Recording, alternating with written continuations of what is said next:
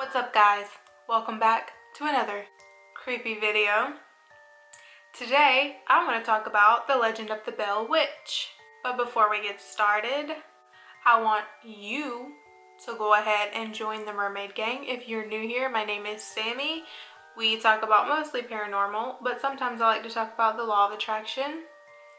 And I actually have some really good success stories, personal success stories, coming up very soon. So make sure if you're into the law of attraction, or if you know what it is, or if you don't know what it is but you want to learn about it, you click that subscribe button and I'll tell you what it is and I'll tell you how to use it. Let's go ahead and get into today's video. Today I want to talk about the legend of the Bell Witch. There are many different versions of the story, so I can't promise that the information that I have is 100% right.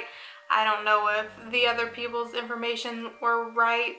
They're all different. Everyone's video was totally different. So I did my own research and I'm gonna tell you what I know, and basically that's what a legend is. There's no for sure about it. It's just a fun, scary story to tell. And this one has a location that you can visit and see for yourself. In the early 1800s, a man named John Bell moved his family all the way from North Carolina. Yes, moved, so I'm gonna guess it was a long trip because I'm pretty sure back then it was just, what, horse and buggy?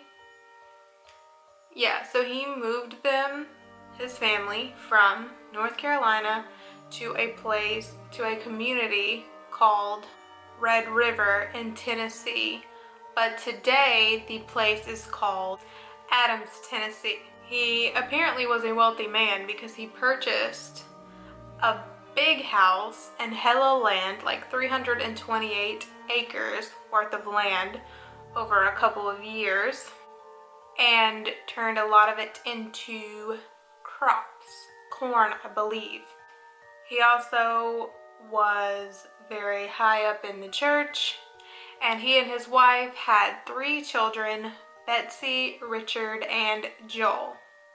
So one day in 1817, he was out in his cornfield and he spotted this thing, this weird animal that he claimed looked like a dog body, but the head was like a rabbit.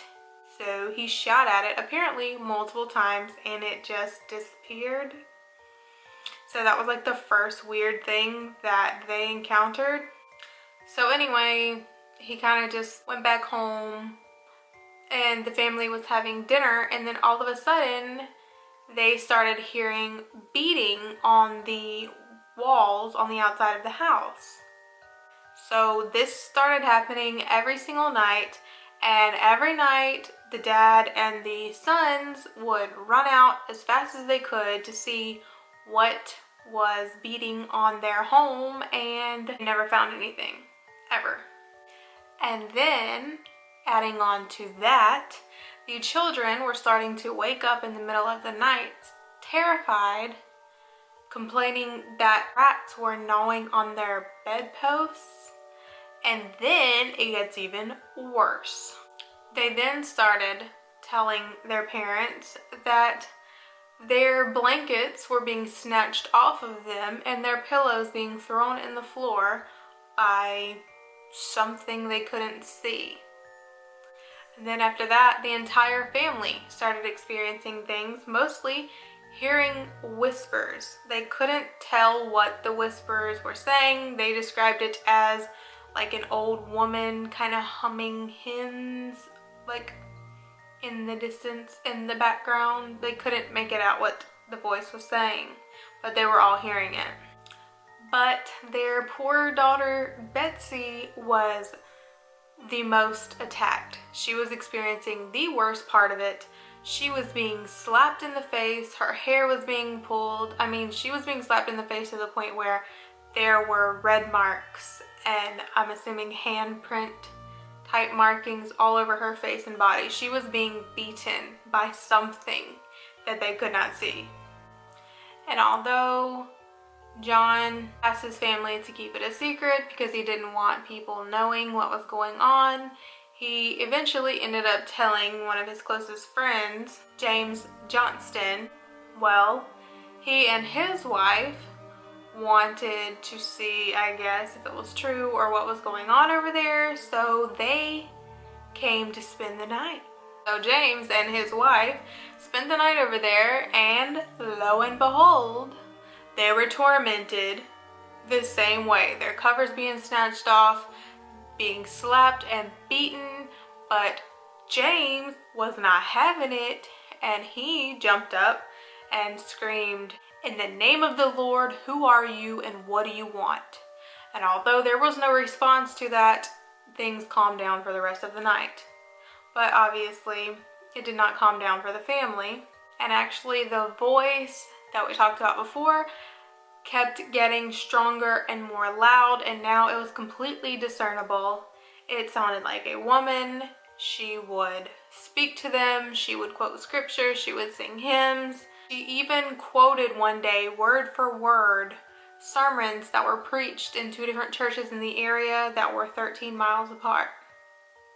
So word spread of this haunting, and it spread so far that actually Andrew Jackson heard about it and took an interest in it. So Andrew Jackson and some other guys came with their horse and their wagon, and as they were coming onto the property, all of a sudden the wagon would no longer move, the horses could not pull it. It just stopped. So after getting pissed off, trying to coax the horses to pull the wagon and they could not, he finally exclaimed, "It must be the Bell Witch," in fewer words. So right after he said that, a disembodied voice, the Bell Witch, told them, "Your wagons can move now, but I'll see you later this evening." So anyway, Andrew Jackson, they go up to the house, they are chit-chatting about the situation and Indian burial grounds and stuff like that on the property, and basically waiting to see what's gonna happen. One of these men that came with Andrew Jackson claimed to be a witch tamer. He had a pistol with a silver bullet that he claimed the entity, any evil entity, would be afraid of because it would kill them. Dumb. So he assumed that's probably why she hasn't manifested. Although we all know he was horribly wrong. Immediately he was attacked. He was screaming that he was being stuck by pins and he was being beaten. And then he got kicked right in the groin area, so hard that he flew out of the door. And then the voice, the spirit, was angry, and she exclaimed that there was a fraud in Jackson's party and that he would be exposed and tormented later that evening. So all of Jackson's party begged, "Please, please, can we leave this Bell farm?" And he said nope, because now I need to know who the fraud is, basically. They all went out to go sleep in their tents. The people with him were still begging him, "Can we please leave?" I'm not sure what happened after that. It just says that the next morning they were seen leaving. So later on, Betsy Bell, the daughter, became interested in a man that lived close to them named Joshua Gardner. And with the approval of her parents, they decided that they would get married. And everyone was super happy for her, except for this spirit for some reason. The entity repeatedly told her, "You will not marry him." There's a lot of speculation as to why, but again, this is a legend, so it's been being told for years and years and years. There's no telling what actually was the issue. So Betsy and Joshua's teacher, Richard Powell, was very interested in Betsy, even though he was 11 years older than her. I don't think back then that was like a big deal. Yeah, but he was very interested in her. There were assumptions that he was in an occult. He was apparently secretly married to another woman, but he was still expressing the way he felt about Betsy, and even though he was disappointed about her being engaged, he wished her a long, happy marriage. So even though Betsy and Joshua were extremely excited and wanted to be married, they could not go anywhere on the property, pretty much. The river, the cave, without being harassed by this entity. They just decided they could not handle it anymore. They broke off their engagement. And once they did that, the harassment, it slowed down a lot, but the entity still promised to kill John Bell. On December 19th, 1820, John Bell slipped into a coma, and the next day on December 20th, he passed away. Immediately after he died, the family found a vial of some kind of liquid, and it was what they assumed to be poison.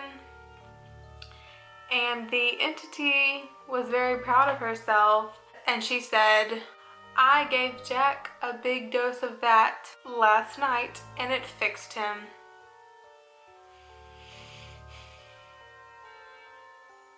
What the hell kind of entity is this?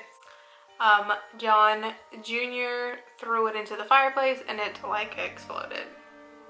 So at John's funeral, there was hella people there, and once they started leaving, the entity was just laughing and happy and singing songs, basically taunting them about how proud she was that she got rid of him. After that, since she I'm assuming, had accomplished what she wanted, she chilled out. In 1821, the entity actually visited his widow, Lucy, and told her that she would be back in 7 years, in which she was. So when she returned 7 years later, her visit was mostly centered around John Bell Jr., in which she... This is weird saying an entity discussed things. She said things like there needed to be a spiritual awakening. She talked about Christianity, something about predicting the Civil War. Anyway, 3 weeks later, she was leaving again and said that she would return in 107 years. Don't know how she picks these numbers. Whatever. Don't know how it picks these numbers, but 107 years, which would have been 1935. I don't think anyone's sure if there was a return then, but that same entity that tormented the Bell family for so long still is being blamed for hauntings, I guess, that are occurring today, still in Tennessee, still in the same area, mostly that cave. The Bell Witch Cave that everyone is talking about that you can go visit. I know in other people's videos they were talking about one of the families that came with them, and there were speculations that the wife or something, a lady named Katie, was doing the witchcraft. I don't know about all that. They were talking about because of something to do with the land. John Bell having the land, or purchasing the land, or shitting this dude out of land, whatever it was. There's so many speculations. If you know anything about it, I mean, it's in Tennessee. A lot of people in Tennessee are pretty informed on it. So if you are from Tennessee or you know more about it, please let me know, because I'm really curious. I think that every person that's done a video has done different research. I know I watched Haley Reese's video, which was one way, and then Kendall Ray's video was way different from Haley's, and then articles on the internet are different from both of them. They just have certain similarities. So if you know the actual truth, or if you've heard it through your family, let me know. I'm really curious to find out. I mean, this is a really interesting story to me. A situation where an entity was so vocal and so strong. I mean, it had to have been some kind of witch. So I don't think they're far off calling her the Bell Witch. Who she is or was, I don't know. I'm not sure how the speculations of Katie having anything to do with it would work, because she was still alive. So unless she could create, well, I mean, I don't know. Witches can summon things to harass other people, so maybe that was the case. I don't know. I have no idea. If you do, if you have more information on it, let me know. If you've ever visited the cave. I did see that if you visit the cave, you are not to take anything in that you would be bringing back out, because something could attach itself to your things and go home with you. And also not to take anything from the cave and go home. One person did take a rock or something from that cave, and something bad was attached to it, and within 3 days he lost his house, he lost his job, and his wife passed away. Apparently very bad things happen to you, so they don't even recommend you bring anything in there, like a cell phone or a spirit box or anything that you would bring back home with you, because it can apparently attach itself, or something can attach to it, and you will be taking it and its bad energy home with you, which can cause chaos and hell in your life. So if you are going to go visit this place, I highly recommend you follow those rules. Honestly, in that case, I would not want to even go there. But there are people who do. So if you have ever been there, let me know. Is that true? Is that like a tourist thing to get more people to want to go there because it's really scary? Because that personally would make me not want to go. Anyway, thank you for watching. If you made it all the way through this video, make sure to like and subscribe if you did enjoy it, so that you do not miss another video. Speaking of that, turn on my notifications, because I don't know if YouTube's telling people when I upload. So yeah, do that, share it with your friends, and let me know what you think. Thank you again for watching, and we out.